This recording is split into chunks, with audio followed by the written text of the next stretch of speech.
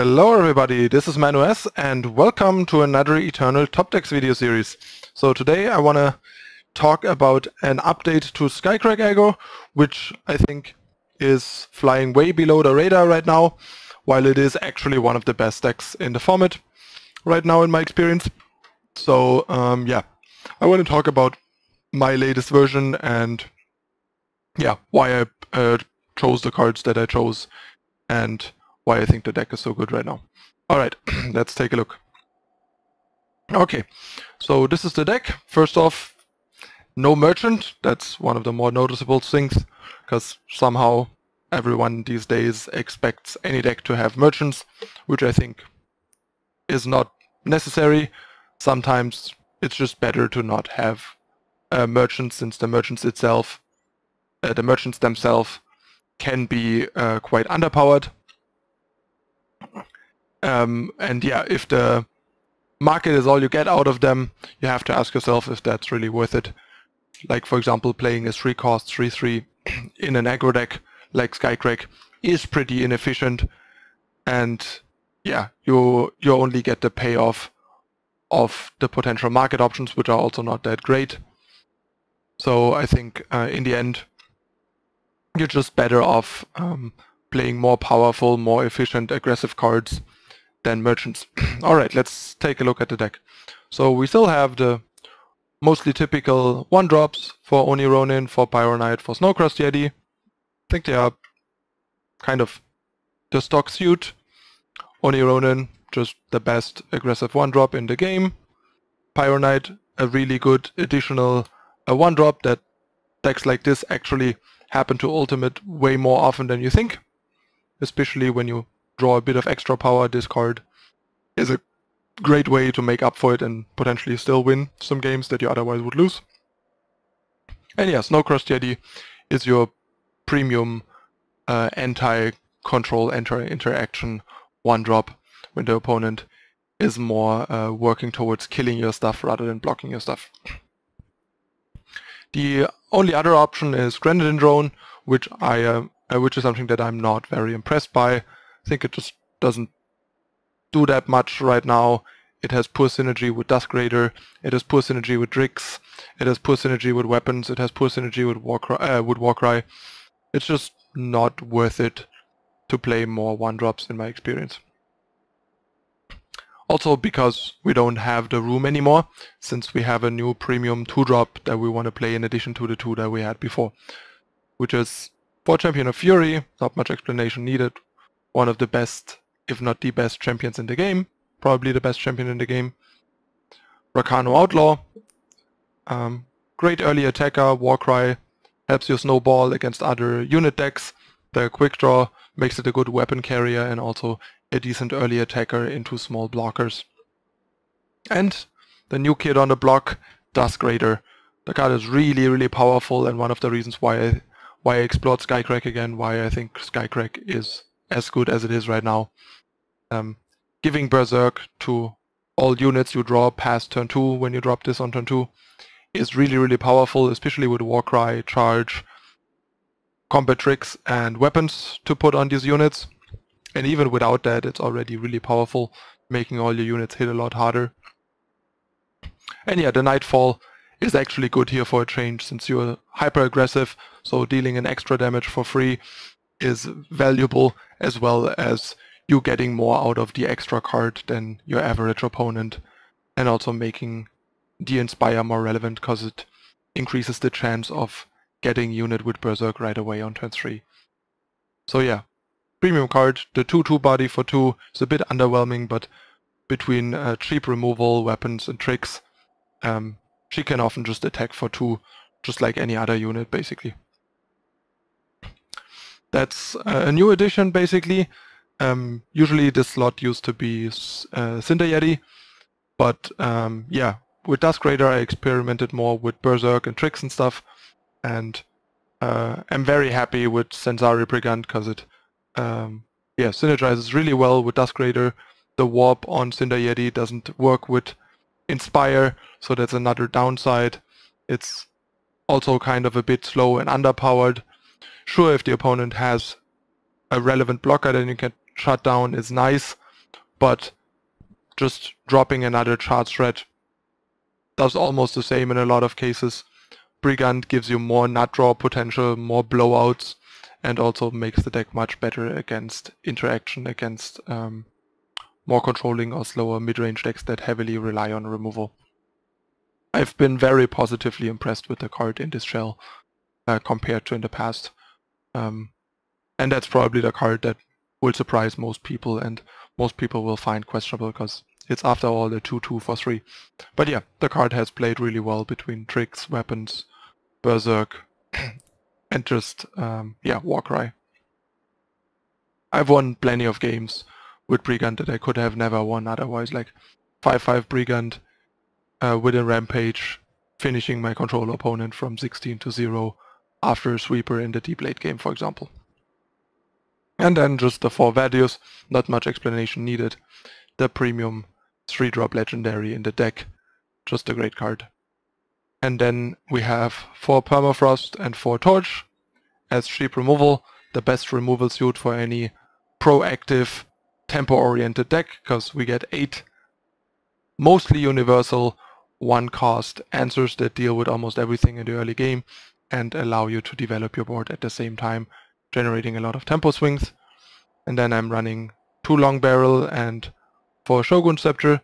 I think Scepter is another card that's pretty much an auto-inclusion, since it just lets you attack on more boards than you would be able to without it, while also generating value and developing your board. And these Warcry chains can get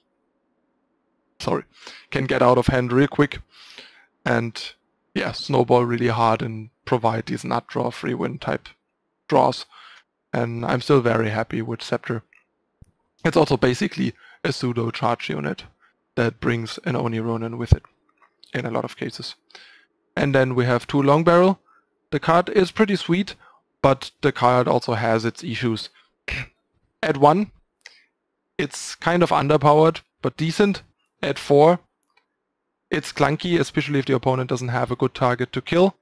So drawing multiples can be lackluster because you don't really want multiples at 4, and you also don't really want to play them on for 1 most of the time. So 2 to 3 seemed like a nice number, and in terms of space I could fit 2, and I'm pretty happy with 2.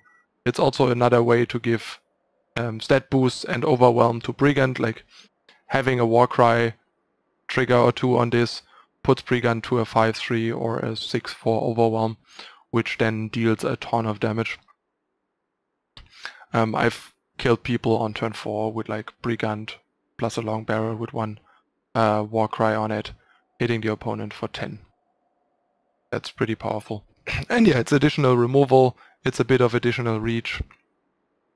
And in the worst case for 4, you sometimes just shoot their big guy and then attack with the quick draw unit that has the Longbarrel attached. And last but not least, we have 2 Pummel and 2 Rampage.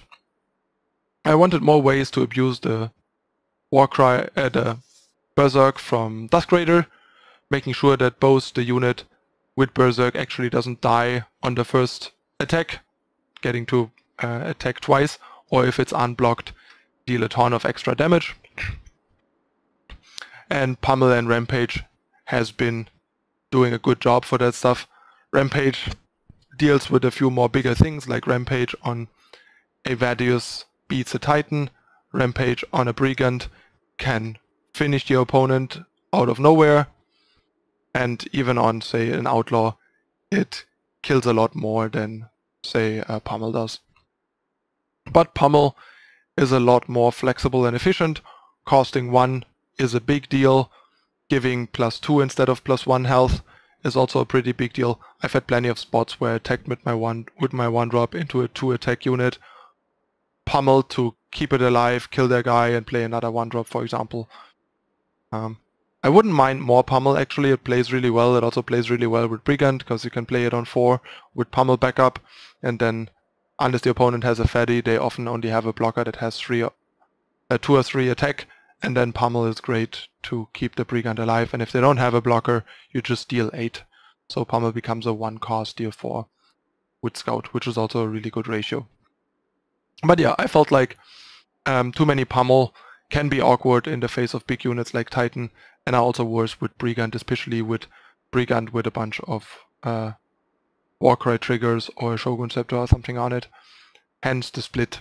But yeah, I wouldn't want more than 2 or 3 Rampage or 2 or 3 Barrel and at least 2 Pummel, and could even see up to 4, but in the end there's only so much space, and I ended up on a 2-2-2 split. I talked about the deck with Patrick Dickman the other day a bit to see how he likes the list, and we talked about everything, I explained everything, and he basically agreed with this exact 75 and all the reasonings behind it, and liked where I was going with the list and what I was doing. So that gave me even further confidence in the card choices in the deck, because I was a bit on the fence on the 2 Pummel, 2 Rampage, 2 Barrel split. At times I had 3 Pummel, 3 Rampage. In the very beginning I had 4 Rampage and 2 Gift of Battle, but Gift of Battle is just a trap. The card is just way too situational and weak, and not worth it. The only good way to give Berserk to your units is Dusk Raider, so I cut it and ended up with a 3-3 split, and then wanted to try Barrel and cut one of each. But yeah, I couldn't fault anyone for just playing no barrels and playing 4 Pummel, 2 Rampage, or 3 Pummel, 3 Rampage, for example. But if you run barrel, I like the 2-2-2 split. And then we have the 25 power, the usual 8-5. I've seen people try 9-4. I've tried that at some point. I cannot recommend it. Not finding your first Primal is very devastating, and not getting your second Primal can make your Champion of Fury a lot worse, especially with Warcries and other buffs. Not having Overwhelm can make the difference between winning and losing. So just stick to the 8-5 and 12 formula. Don't run any Waystones, don't run Crests. They're all gonna make your power base and your tempo and development much worse compared to what they have to offer. They're just a massive trap. They're not meant for hyper aggressive decks like this. Alright, that's the deck list.